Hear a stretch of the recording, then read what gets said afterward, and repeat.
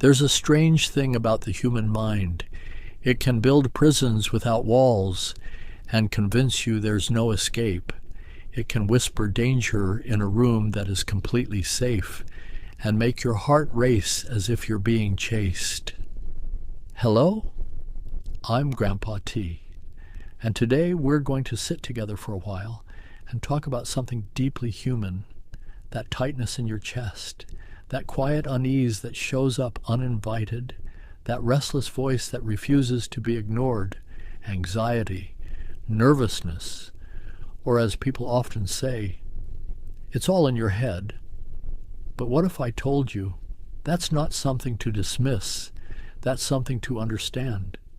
Because if it's in your head, then it's happening in the most powerful place you have. Imagine this with me.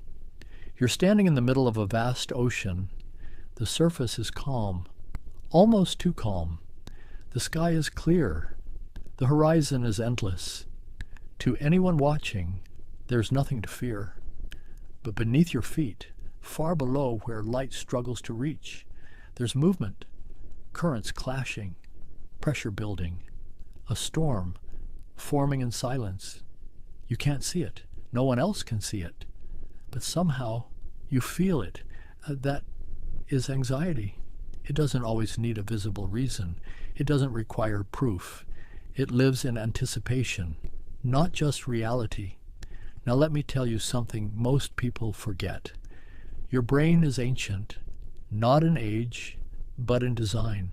It was built for survival in a world that no longer exists, a world where every shadow could hide a predator, where every unfamiliar sound could mean danger, where hesitation could cost you your life. Back then, anxiety was not a problem. It was protection. It kept you alert. It kept you cautious. It kept you alive. Your brain didn't care about your comfort. It cared about your survival. And it followed one simple rule: better to panic unnecessarily than to miss real danger. Fast forward to now, the predators have changed. They're no longer hiding in bushes. They look like judgment, rejection, failure, uncertainty, and yet your brain reacts the same way. You're about to speak in front of people. Your heart races like you're being hunted. You're about to take a risk. Your mind floods with worst-case scenarios. You're about to step outside your comfort zone, and suddenly, everything feels dangerous. But here's the truth. Your brain is using an old map in a completely new world. Now here's where things get even more interesting. Your mind doesn't just react. It narrates. It tells stories constantly. What if this goes wrong? What if they laugh at you? What if you're not enough? And these stories, they don't sound like fiction. They sound like truth. But not every thought you think is reality. Your mind is like a movie director, and sometimes it specializes in horror. It adds dramatic music where there is none. It zooms in on fear and ignores everything else. And before you realize it, you're reacting to a story, not a situation. Let me give you another picture. Imagine your mind is a house, a beautiful, complex, ever-changing house. And inside that house, there's a smoke alarm. That alarm is your anxiety. Its job is simple, to alert you when there might be danger. And sometimes it's right. But other times, it goes off because of burnt toast, steam from a hot shower, or even a little dust in the air. Now imagine living in that house with an alarm that goes off too often. You wouldn't destroy the alarm. You wouldn't abandon the house. You would learn how to respond differently. Here's something I want you to really sit with. You are not the voice in your head. You are the one hearing it. That anxious thought that says you're going to fail, that's not you. That's a signal, a pattern, a habit. Think of your thoughts like passing cars on a busy road. You're standing on the sidewalk. You can watch them pass without jumping in front of them, but most people, they step into traffic and get hit over and over again. Now, if you've ever felt trapped inside your own thoughts, if you've ever believed something your mind said only to realize later it wasn't true, then you're not alone. Go ahead and hit that like button, not for the algorithm, but as a quiet agreement with yourself that you're learning to observe your mind instead of being controlled by it. And if this kind of conversation speaks to you, the kind that lingers, the kind that makes you think, consider subscribing. And in the comments, I want you to be honest.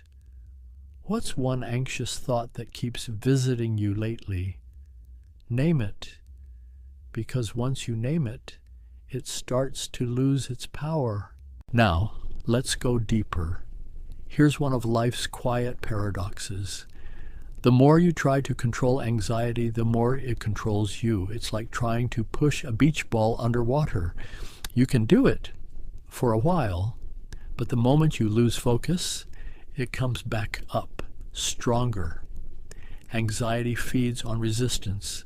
The more you say, "This shouldn't be happening," the louder it becomes. But when you say, "This is uncomfortable, but I can handle it," something shifts. Most people run. They distract themselves, scroll endlessly, avoid situations, stay small, and it works, temporarily. But avoidance is like a shadow. The more you run from it, the more it follows. What if, instead of running, you turned around? Not with anger, but with curiosity. What are you trying to tell me? What are you protecting me from? You might discover that anxiety isn't your enemy, it's a messenger that doesn't always deliver clearly. Look closely, and you'll see something surprising. Underneath anxiety, there's usually something meaningful. You feel anxious before a big opportunity because it matters. You feel nervous before expressing yourself because it's important to you. You fear failure because you care about growth. Anxiety is not random. It's connected to what you value. It's the shadow cast by something you don't want to lose. Now here's a quiet shift that changes everything. Instead of saying, "I need this feeling to go away," try saying, "I can feel this," and still move forward. You don't have to wait for calm to take action. Courage is not the absence of fear, it's movement despite it. Let the feeling sit beside you like an uninvited guest. You don't have to entertain it. You don't have to argue with it. Just let it be there while you continue living. Let me leave you with a story. A man walks through a forest at night. Every sound startles him. Every shadow looks like danger. His imagination fills in the gaps, turning trees into threats, silence into suspicion. He walks faster, heart pounding, until finally the sun rises, and suddenly nothing changes except the light, the same forest, the same path. But now he sees clearly. Anxiety is like that darkness. It doesn't create reality. It distorts it. But awareness, understanding, patience, these are your sunrise.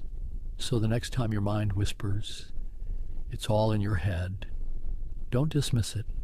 Smile gently and say, "Yes, and that means I can learn it, understand it, and rise above it." I'm Grandpa T. And remember, even the loudest storms begin in silence and end the same way.